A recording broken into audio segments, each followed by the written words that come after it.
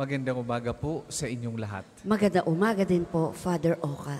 Patuloy po tayong magdarasal sa lahat ng mga may sakit at hihilingin natin sa pamamagitan ni Santo Padre Pio na sila'y gumaling sa kanilang karamdaman.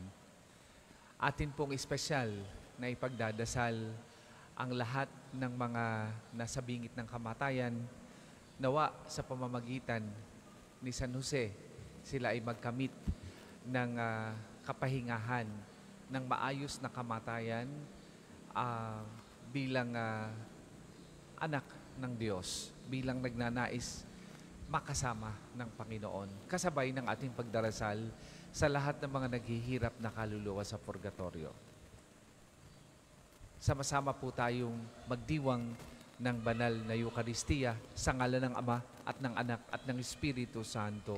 Amen. Sumainyo ang Panginoon. At sumainyo rin. Mga kapatid, atin munang pagsisihan ang ating mga nagawang kasalanan. Humingi tayo ng awa at patawad sa Diyos, lalo na sa maraming beses na tayo ay nabigong magsabuhay ng ating pananampalataya at nabigong tumugon sa panawagan ng Panginoong kabanalan. Inaamin ko sa makapangyarihang Diyos at sa inyo mga kapatid, nalubha akong nagkasala sa isip, sa salita at sa gawa, at sa aking pagkukulang. Kaya isinasamo ko sa mahal na Birheng Maria, sa lahat ng mga anghel at mga banal, at sa inyo mga kapatid, na ako'y ipanalangin sa Panginoong ating Diyos. Kaawaan tayo ng makapangyarihang Diyos, patawarin tayo sa ating mga kasalanan at patnubayan tayo sa buhay na walang hanggan. Amen.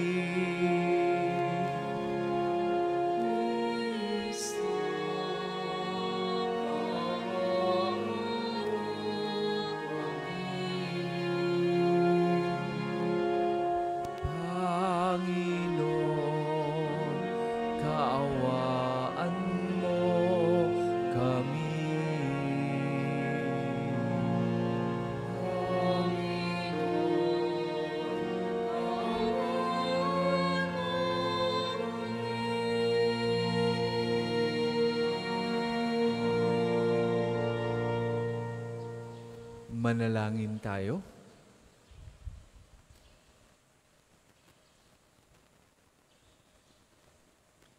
Ama naming makapangyarihan, ang iyong paglingap ay di nagkukulang sa iyong pagsubaybay sa tanan. Iniluluhog naming iyong pawiin ang tanang makapipinsala sa amin at iyo nawang panatilihin ang pakikinabangan naming walang maliw sa pamamagitan ni Jesucristo kasama ng Espiritu Santo, magpasawalang hanggan. Amen.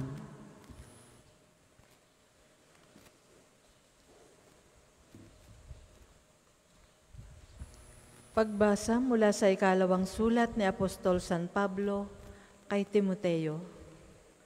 Pinakamamahal, alalahanin mo si Jesucristo, ang nagmula sa angkan ni David at ang muling nabuhay. Ito ang mabuting balitang ipinangangaral ko, ang dahilan ng aking pagdurusa hanggang sa magapos na tulad ng isang salarin. Ngunit hindi maigagapos ang salita ng Diyos. Pinagtitiisan ko ang lahat ng bagay, alang-alang sa mga hinirang ng Diyos, upang magtamo rin sila ng kaligtasang mula kay Kristo Jesus at ng walang hanggang kaluwalhatian. Narito ang kasabihang mapananaligan. Kapag tayo'y namatay na kalakip ni Jesucristo, walang salang mabubuhay na kasama niya tayo. Kung tayo man ay magtiis ng hirap sa mundong ito, maghahari naman tayong kapiling ng ating Kristo. Kapag siya'y itinakwil sa harapan ng mga tao, pagdating ng takdang araw, itatakwil niya tayo. Kung tayo may hindi tapat, si Kristo ay tapat pa rin, sapagkat ang sa Kanya ay hindi niya itatakwil. Ipaalaala mo sa kanila ang mga bagay na ito at pagbilinan mo sila sa ngalan ng Diyos na huwag magtalo-talo ng walang kabuluhan. Walang ibubungang mabuti ang ganitong pagtatalo. Manapay kapahamakan ang nakikinig. Pagsikapan mong maging karapat-dapat sa Diyos, manggagawang walang dapat ikahiya at tapat na nagtuturo ng katotohanan. Ang salita ng Diyos. Salamat sa Diyos. Salmong tugunan. Poon ang iyong landasi, iyong ituro sa akin. Poon ang iyong landasi, iyong ituro sa akin. Ang kalooban mo'y ituro, O Diyos, ituro mo sana sa aba mong lingkod. Ayon sa matuwid, ako ay turuan. Ituro mo, poon, ang katotohanan. Tagapagligtas ko na inaasahan. Poon ang iyong landasi, iyong ituro sa akin. Mabuti ang poon at makatarungan sa mga salari, guro at patnubay. Sa mababang loob siya yaong gabay at nagtuturo ng kanyang kalooban. Poon ang iyong landasi, iyong ituro sa akin. Tapat ang pag-ibig, siyang umaakay, sa tumatalima sa utos at tipan. Sa tumatalima siya'y kaibigan at tagapagturo ng tipan niyang banal. Poon ang iyong landasi, iyong ituro sa akin. Magsitayo po ang lahat.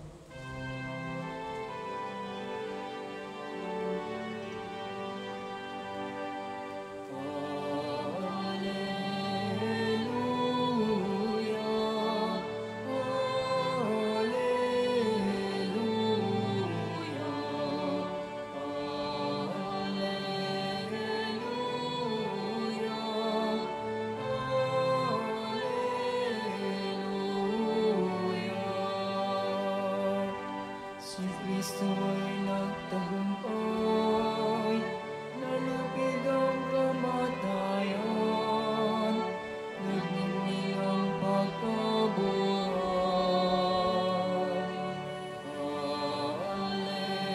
Alleluia,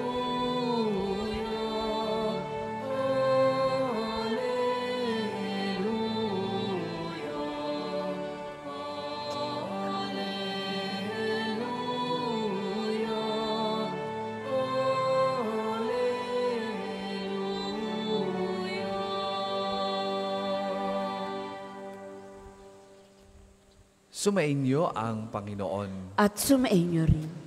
Ang mabuting balita ng Panginoon ayon kay San Marcos. Papuri sa iyo, Panginoon.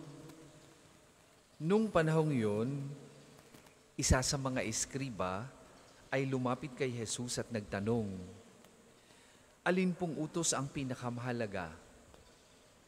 Sumagot si Jesus, "Ito ang pinakamahalagang utos. Pakinggan mo, O Israel, ang Panginoon na ating Diyos, siya lamang ang Panginoon. Ibigin mo ang Panginoon mong Diyos ng buong puso, ng buong kaluluwa, ng buong pag-iisip at ng buong lakas. Ito naman ang pangalawa, ibigin mo ang iyong kapwa gaya ng iyong sarili. Wala nang ibang utos na hihigit pa sa mga ito." "Tama po, Guro," wika ng eskriba. "Totoo ang sinabi ninyo, iisa ang Diyos at wala nang iba liban sa Kanya. At ang umibig sa Kanya ng buong puso, buong pag-iisip at buong lakas, at ang umiibig sa kapwa gaya ng kanyang sarili, ay higit na mahalaga kaysa magdala ng lahat ng mga handog na susunugin at iba pang mga hain." Nakita ni Jesus na matalino ang kanyang sagot, kaya't sinabi niya, "Malapit ka nang mapabilang sa mga pinaghaharian ng Diyos." At wala nang nangahas magtanong kay Jesus mula noon.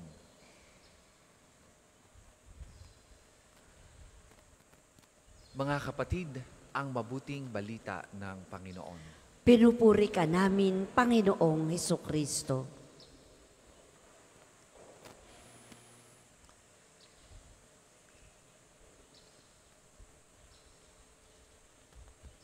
Kung inyo pong napansin,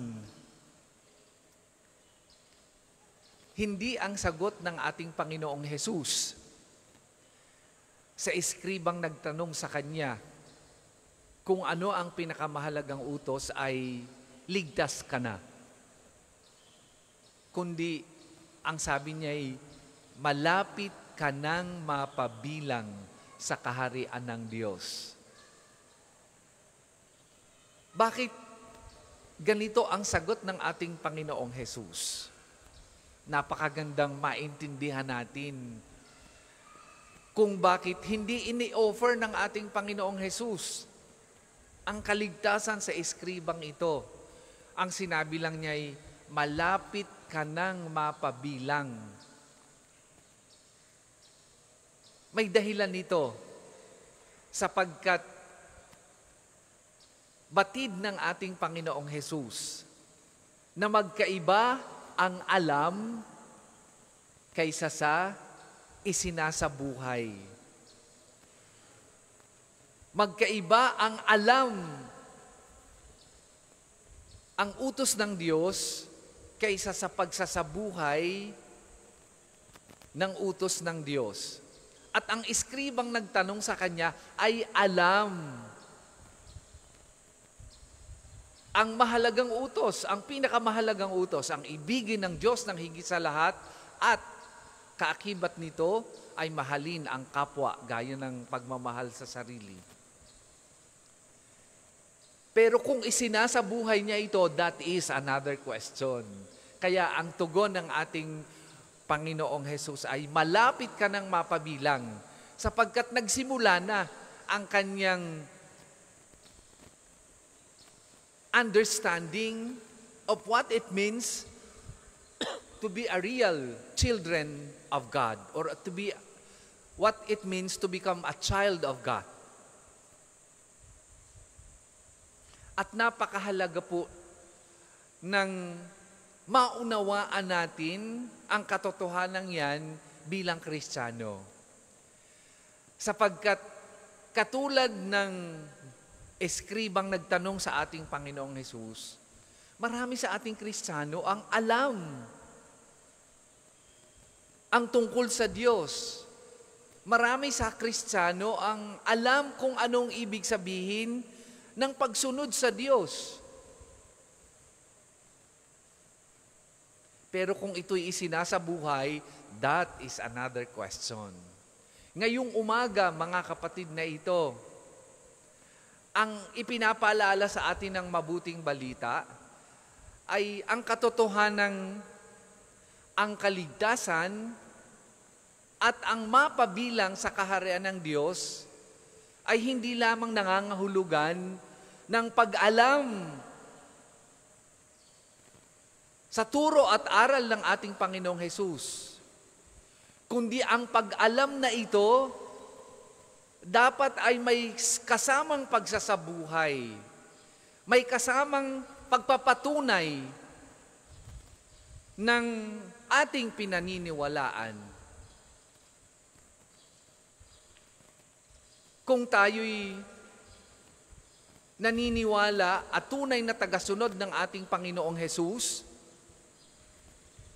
yung sinasabi niyang patawarin ang ating mga kaaway ay hindi lamang nangangahulugang dapat alam natin ang bagay na iyan, kundi dapat talagang pinapatawad natin ang ating mga kaaway. Hindi mapapabilang ang isang binyagang sinasabing Kristiyano, tagasunod ni Jesus, kung alam lamang niya ang utos ng ating Panginoong Jesus na magpatawad ng mga kaaway. Hindi ito nagiging katotohanan dahil alam lang natin ang utos na ito. Dapat ito'y totoong ginagawa natin upang maging kalugod-lugod tayo sa Diyos at mapabilang sa Kanyang kaharian. Kaya yung eskriba ay hindi sinabi ng ating Panginoong Hesus na napabilang na, kundi malapit na siyang mapabilang sapagkat kulang pa siya ng pagsasabuhay ng pinakamahalagang utos. Yang ganyang paalaala ay paalaala din sa atin mga kapatid. Huwag nating kalilimutan ang napakahalagang dimensyon ng buhay natin bilang tagasunod ng ating Panginoong Hesus. Hindi lamang dapat alam natin ang turo ng ating Panginoong Hesus. Ang malalim na hamon sa atin ay ang isabuhay at patunayan nito sa ating gawa. Kaya nga, ngayong umagang ito, diyan tayo dinadala at pinapausisa sa ating puso kung nasaan na tayo, hindi lamang sa pag-alam sa Kanyang turo, kundi pagsasabuhay ng Kanyang turo.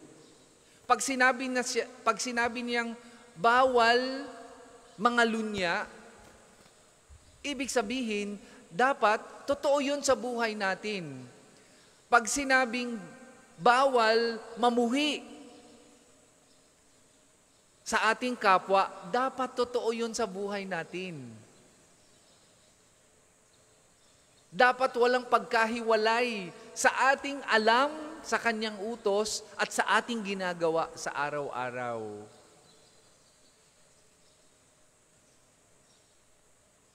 Kaya nga, sinasabi ni St. James na ang pananampalataya para maging buhay ay dapat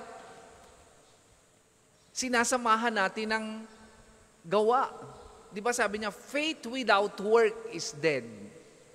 Hanggat hindi natin isinasabuhay ang ating alam tungkol sa ating pananampalataya, nananatili siyang walang bisa, nananatili siyang walang buhay, nananatili siyang patay.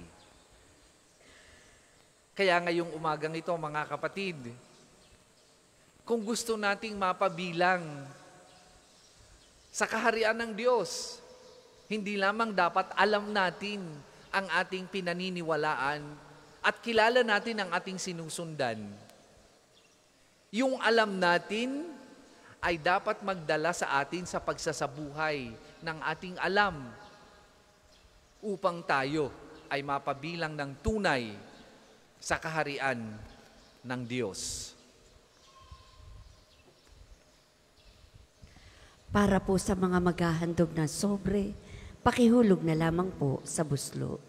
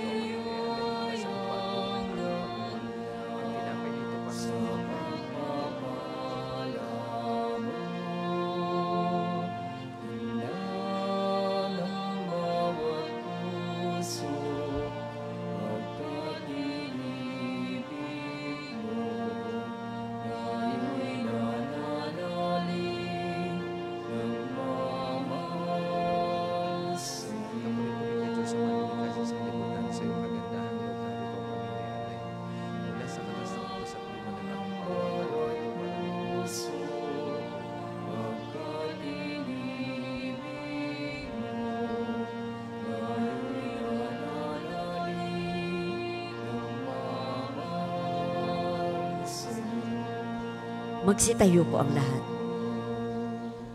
Manalangin kayo mga kapatid upang paghahain natin ay kalugdan ng Diyos amang makapangyarihan.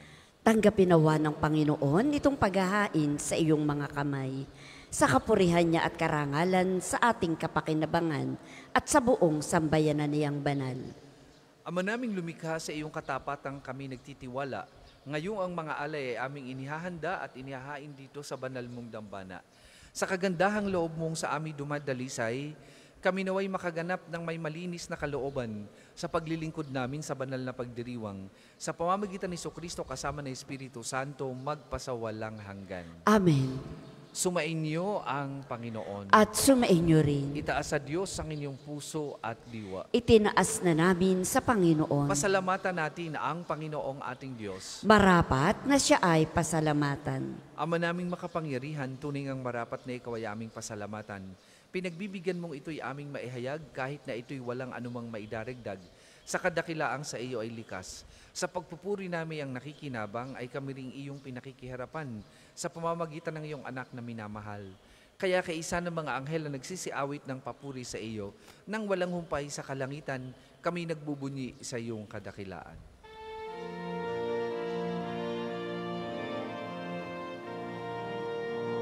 Santo, Santo, Santo, Panginoong Diyos ng pangako, napupuno ang langit at lupa ng kadakilaan mo.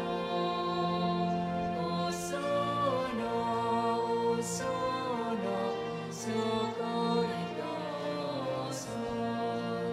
pinagpala na parito sa ngalan ng Panginoon.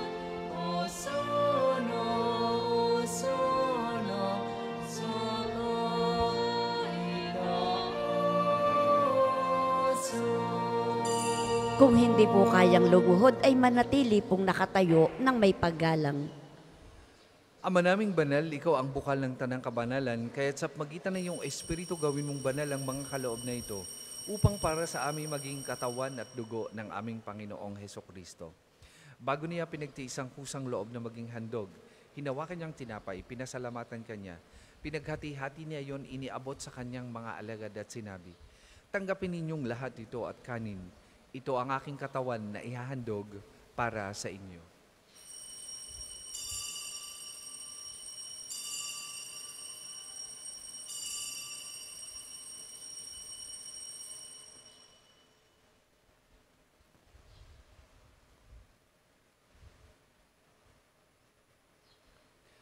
Gayun din naman nung matapos ang hapunan, hinawakan niyang kalis, muli kanyang pinasalamatan. Iniabot niya ang kalis sa kanyang mga alagad at sinabi, "Tanggapin ninyong lahat ito at inumin. Ito ang kalis ng aking dugo, ng bago at ng walang hanggang tipan. Ang aking dugo na ibubuhos para sa inyo at para sa lahat. Sa ikapagpapatawad ng mga kasalanan, gawin ninyo ito sa pag-alaala sa akin."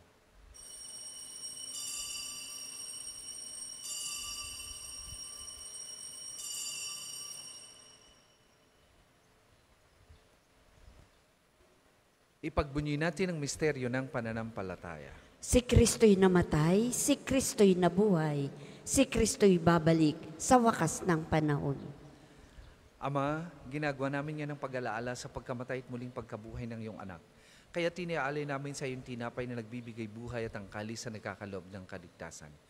Kami nagpapasalamat dahil kami iyong minarapat na tumayo sa harap mo para maglingkod sa iyo. Sinasamo namin kami magsasalo-salo sa katawan at dugo ni Kristo ay mabuklod sa pagkakaisa sa pamagitan ng Espiritu Santo. Ama, lingapin mo yung simbahang laganap sa buong daigdig. Puspusin mo kami sa pag-ibig kay San ni Francisco na aming Papa at ni Gilbert na aming Obispo at ng Tanang Kaparian. Alalahanin mo rin ang mga kapatid naming nahimlay nang may pag-asang sila'y muling mabubuhay, gayon din ang lahat ng mga pumanaw. Kaawaan mo sila at patuloyin sa iyong kaliwanagan. Kaawaan mo at pagindapating kaming lahat na makasalo sa iyong buhay na walang wakas. Kaisa ng mahal na Birheng Maria na Ina ng Diyos, ni San Jose na kanyang kalinis-linisang esposo, kaisa ng mga apostol at ng lahat ng mga banal na namuhay dito sa daigdig ng kadugod-lugod sa iyo. May pagdiwang nawa namin ang pagpupuri sa ikararangal mo sa pamagitan ng iyong anak na aming Panginoong Hesukristo. Sa pamamagitan ni Kristo kasama niya at sa Kanya, Ang lahat ng parangal at papuri ay sa iyo, Diyos amang makapangyarihan, kasama ng Espiritu Santo, magpasawalang hanggan.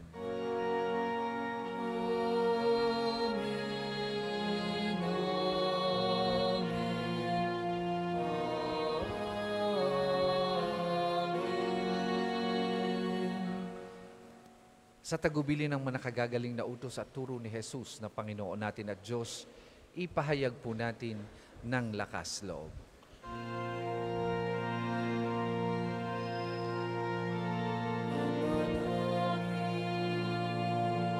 Sumasalangit ka sa langit, ang ngalan mo mapasangit, ang kaharian mo sundin ang loob mo dito sa lupa para nang sa langit.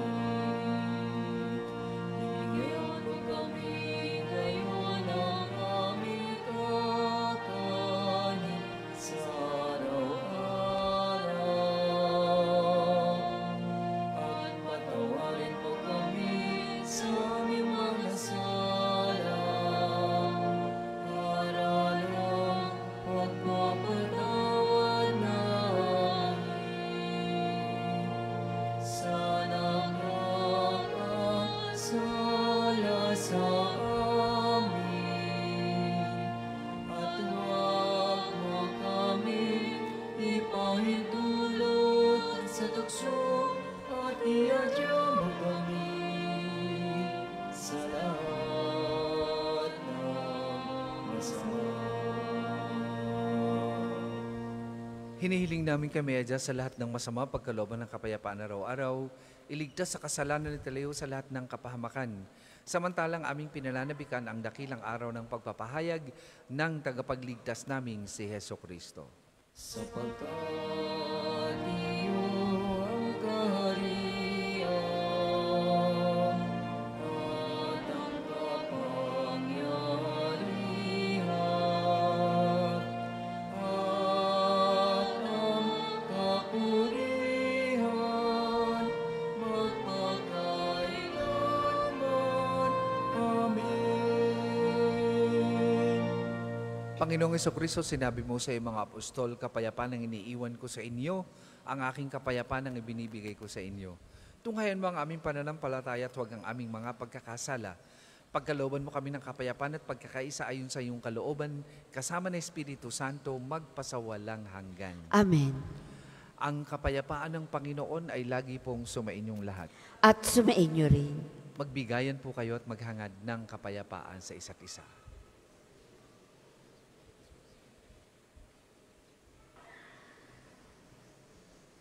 Kordero ng Diyos na nag-aalis ng mga kasalanan ng sanlibutan, maawa ka sa amin. Kordero ng Diyos na nag-aalis ng mga kasalanan ng sanlibutan, maawa ka sa amin. Kordero ng Diyos na nag-aalis ng mga kasalanan ng sanlibutan, ipagkaloob mo sa amin ang kapayapaan. Kung hindi po kayang lumuhod ay manatili pong nakatayo ng may paggalang.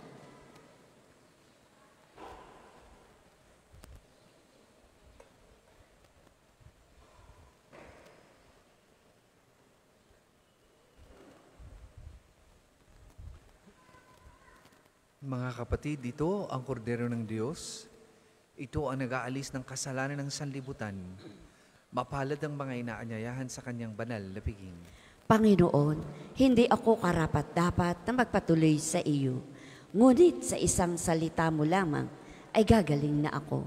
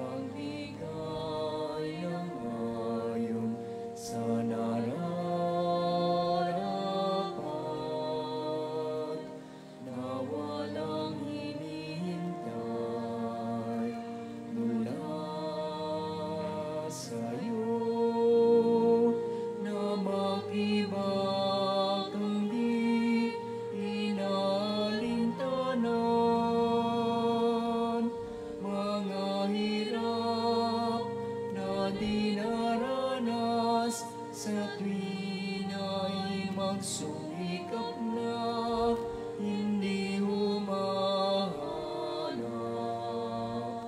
ng kapalit ng kaginawa na di naghihintay kundi ang aking mabatid na ang loob mo'y siyang sinusunod. Ang isasagwapong second collection ay para sa patuloy na pagpapaunlad ng parokya at pambansang dambana ni Santo Padre Pio at para sa mga pangangailangan ng matatanda at may sakit ng mga pari ng Archdiocese ng Lipa. Salamat po sa inyong handog.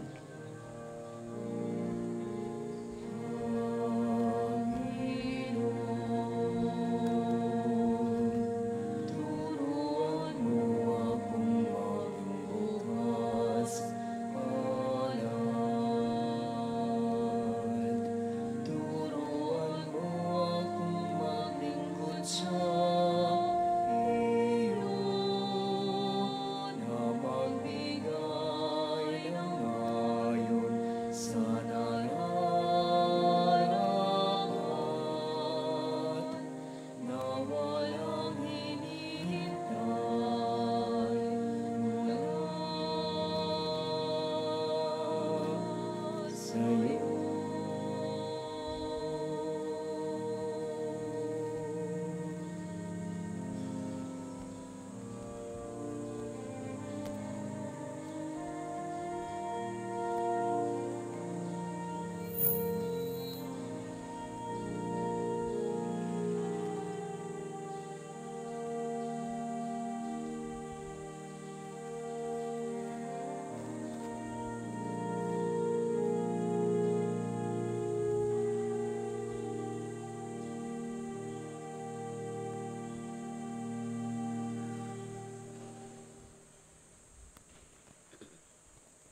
Magsitayo po ang lahat.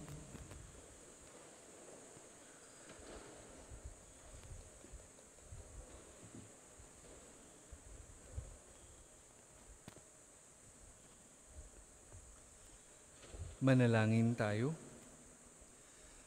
Ama naming mapagmahal, pagharian mo sa iyong espiritu kaming pinapakinabang mo sa katawan at dugo ni Kristo upang di lamang sa pagsasalita kundi rin naman sa pagsasagawa, ikaw ay aming maipagdangal at maging marapat kaming makapasok sa kaharian mo sa kalangitan sa pamamagitan ni Kristo kasama ng Espiritu Santo magpasawalang hanggan.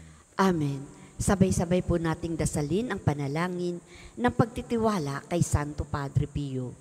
Padre Pio, taga Petralcina, monghing banal, pintakasing santo ng milenyong kasalukuyan, gabay namin sa pagtahak sa landasing makalangit, takbuhan sa pangangailangan, huwaran ng pagtitiis.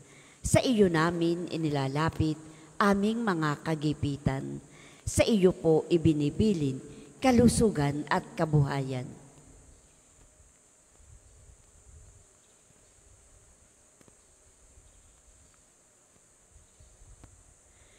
Di man karapat-dapat, kami po ay pagbigyan, bendisyonan at basbasan, maging ganap sa buhay. Lumayo nawa kami, umiwas sa kasalanan, lumapit lagi sa Diyos, maging matatag at matibay. Sa mabuting balita ng pagliligtas, turuan mo kami nawa. Sa tuwina ay makinig, magnilay at sumampalataya. Amin pong pakiusap itong mga kahilingan. Puso ay nagsisisi, nagtitikang taimtiman. Di na muling magkasala, sunod lagi sa Diyos Amang, kaisa ng Espiritu at ni Jesus na tagapamagitan. Amen. Magsiupo muna po ang lahat para sa mga patalastas. Una, sa inyong pagdalaw sa pambansang dambana, mangyaring pakaingatan ang inyong mga personal na gamit. Hangad namin ang isang matiwasay at maayos na pagbisita sa National Shrine. Ikalawa, sa pagnanais nating palawakin ang dokumentasyon at datos ng mga pilgrims and devotees na bumibisita sa pambansang dambana. Kami po ay nag-aanyaya sa inyong lahat na makilahok sa ginagawang paglakap ng impormasyon na makatutulong sa pagpapaunlad ng ating turismong pangsimbahan. Makikisuyo po kami na paki-scan ang QR code na inyong makikita sa paligid ng simbahan at pakikumpleto na mga impormasyong kinakailangan. Makakaasa po kayo sa aming pag-iingat ng private information na inyong ibabahagi bilang pagsunod sa batas ng Data Privacy Act of 2012. Ang inyong pakikiisa ay malaking tulong at susi sa tagumpay ng proyektong ito. Mahal na Birhen ng Konsolasyon mula sa San Agustin Church in Intramuros, Manila ay naririto sa pambansang Dambana upang magpalaganap ng debosyon. Siya ay mananatili dito hanggang 8 ng Hunyo. Kayong lahat ay inaanyayahang makiisa sa mga gawain ng pagdalaw ng Inang Mahal. Ang susunod pong misa ay sa ganap na 10:00 ng umaga. Maraming salamat po at mangyaring panatilihin natin ang kalinisan, katahimikan at diwa ng pananalangin sa loob at labas ng ating mga simbahan. Magsitayo na po ang lahat para sa pagbabasbas ng religious articles. Mga kapatid, manalangin tayo sa Diyos amang makapangyarihan upang tayo maging kawangis ni Kristo sa taimtim na pagdalangin sa tulong ng mga larawan at mga dasalan. O Panginoong Diyos, Ikaw ang bukal ng lahat ng pagpapala at biyaya. Ibuhos mo yung bendisyon sa mga gamit na ito sa pananalangin, mga rosaryo, imahin, dasalan na nagpapalala na iyong kabutihan, kabanalan, pagmamahal sa amin. Upang lahat na dumulog at magdasal gamit ang mga ito ay magtamo ng iyong awat biyaya.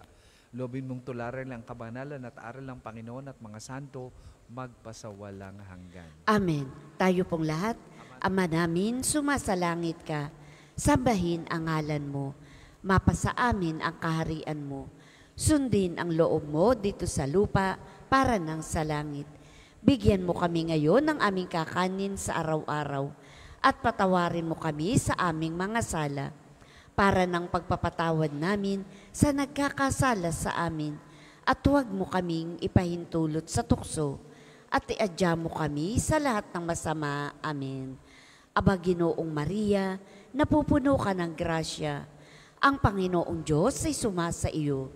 Bukod kang pinagpala sa babaing lahat at pinagpala naman ang iyong anak na si Jesus. Santa Maria, Ina ng Diyos, ipanalangin mo kaming makasalanan, ngayon at kung kami mamamatay. Amen. Luwalhati sa Ama, sa Anak, at sa Espiritu Santo, kapara noong una, ngayon, at magpasawalang hanggan. Amen. Luwalhati sa Ama, sa Anak, at sa Espiritu Santo, kapara noong una, ngayon, at magpasawalang hanggan. Amen. Luwalhati sa Ama, sa Anak, at sa Espiritu Santo, kapara noong una, ngayon, at magpasawalang hanggan. Amen. Sumainyo ang Panginoon At sumainyo rin. at pagpalain kayo ng makapangyarihang Diyos, Ama, Anak at Espiritu Santo. Amen. Tapos na po ang ating pagdiriwang, humayo kayong mapayapa. Salamat sa Diyos.